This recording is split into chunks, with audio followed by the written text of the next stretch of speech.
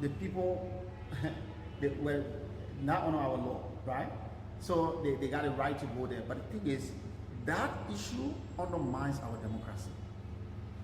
So we from civil society say that, look, these people, we should treat them as an example for other people in public sector to see that public service is a service, right? But look, the legal argument here will be, oh, the jurisdiction that sanctioned them is not our jurisdiction, so because there is not, then our jurisdiction should allow them to go. That's legal argument. But the argument there is, how does this support, our building of a society that needs to be, accountable? How does it support it? It doesn't. So what you're telling other young people, and this is why we come in as civil society, we say, we need this thing, and we keep saying it. We need a war and economic crimes code. So the guys don't want to give us the war and economic crimes code because of the economic component. The Institute of Statistics and Geoinformation Services has submitted its final 2023 census report to the National Legislature, disclosing that Liberia's population has grown by 51%. According to the report, which was read by the House's Chief Clerk Mildred Sayon during the House's regular session on Tuesday, July 4th, 2023, Legis said between 2008 and 2022, the population of the country grew by 1,773,579. Furthermore, Legis also informed the legislators that the main objective for conducting the 2023 census is to make available sufficient information for the country's development and planning. Sir, as you are aware, the main objective of the 2022 Liberian Population and Housing Census was to know and make available reliable and sufficient information for the development planning and the monitoring of such goals and targets. This information includes the present size and characteristics of the population of Liberia, its partial distribution and location amongst counties, districts, cities, and clients, and among rural and urban areas.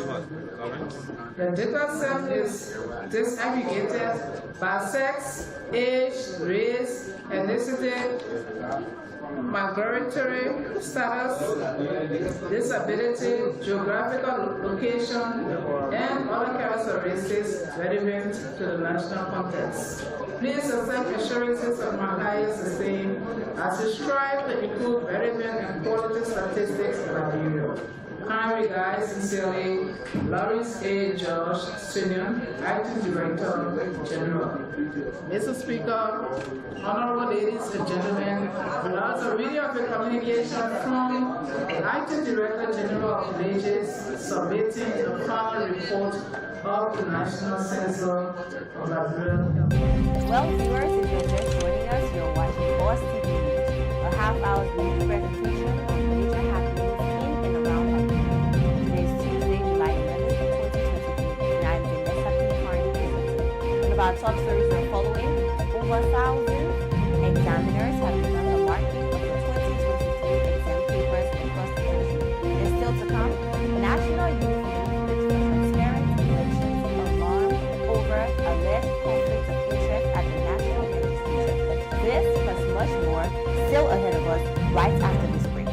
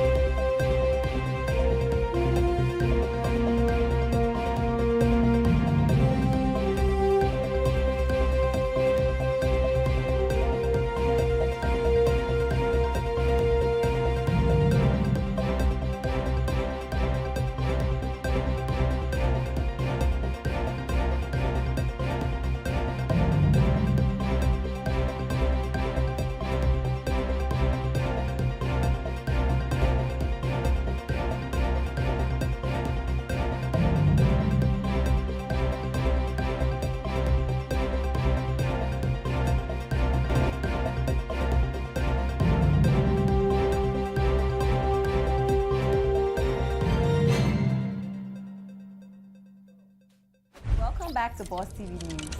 More news in detail. The Liberian Senate has cited Public Works Minister Ruth Coca-Cola for lying under oath and providing contradictions to the Liberian Senate.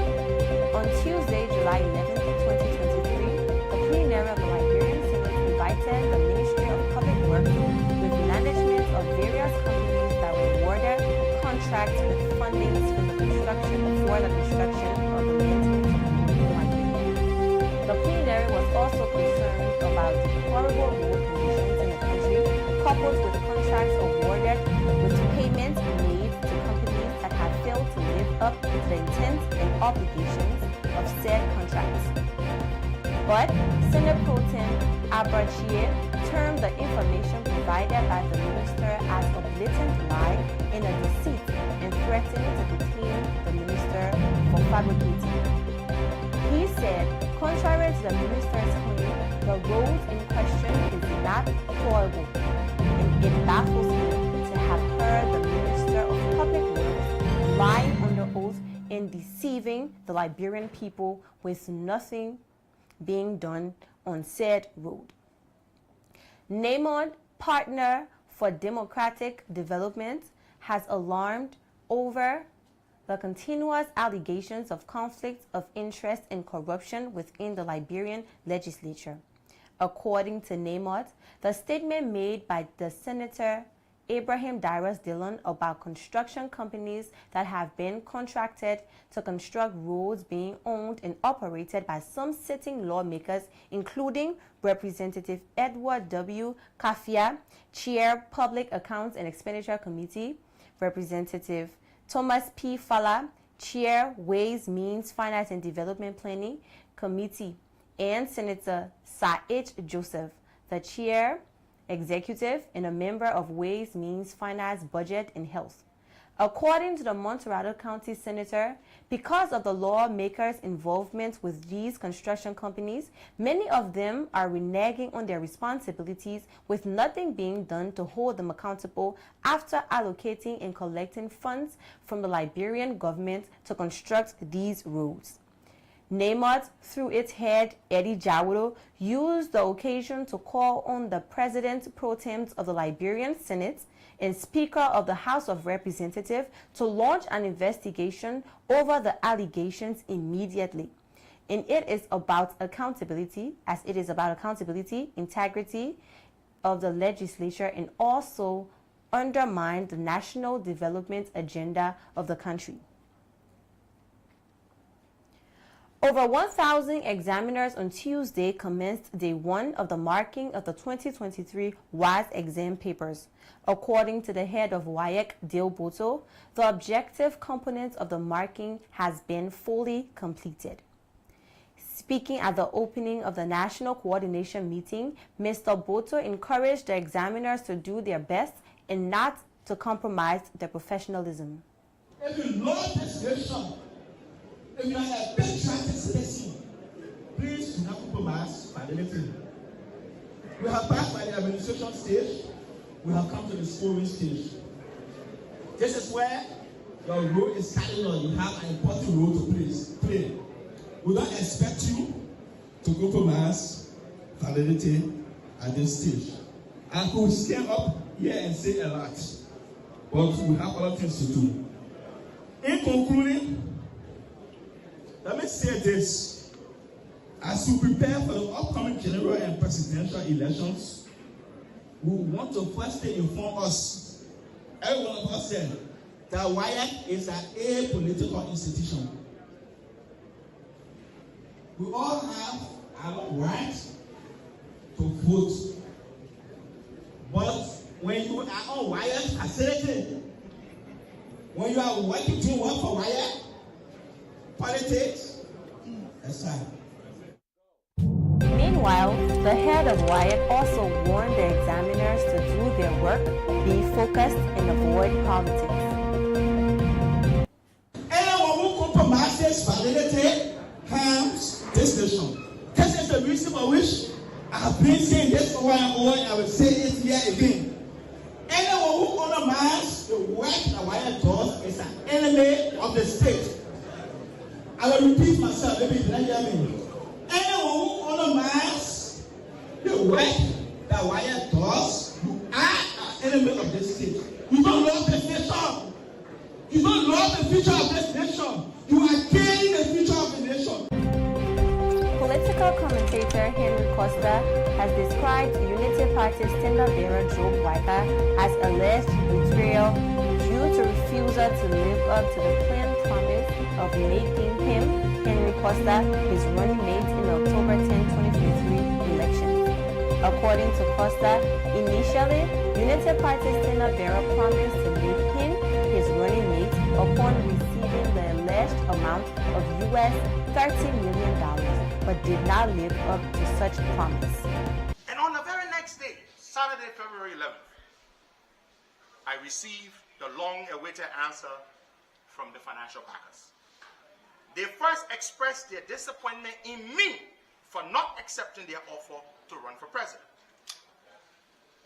But thankfully, they had considered and accepted my request to support Ambassador Gbotoe instead. But it came with one condition. They requested that in exchange for their $30 million, Ambassador Gbotoe must pick me, Henry Costa, as his running mate. When I delivered their terms or requests to Ambassador Gbotoe, at the time he was already in Liberia, he readily and happily accepted and agreed. He went on to tell me how brilliant, loyal, patriotic I am. Well, end of WAEC TV. But before we leave you, let's recap our top stories. Over 1,000 examiners attended day one of the marking of the WAEC papers on Tuesday. Regis submits the 2023 final census report to the Liberian National Legislature. The head of ECOWAS Special Election Mediation Team, Goodluck Jonathan, visits the National Legislature on Tuesday. And Public Works Minister falls in trouble with lawmakers and is being cited for contempt after allegedly lying under oath. Thanks for watching. This has been WAEC TV News. I'm Vanessa Picarn. See you tomorrow, same time, same place.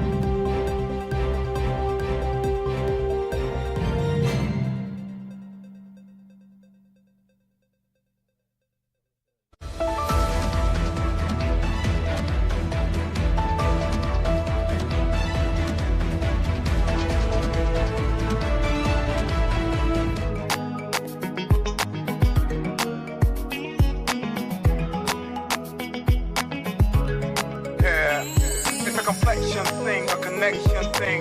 Me and my girl, we on that special thing. Here to step back, it's a professional thing. It's Tanta and Jessica sing. Oh, you're my light skin girl, you're my light skin boy. Sexy and you know it. You rock my world, you set my soul on fire. Girl, I'm a light skin boy, you're my light skin girl. Sexy.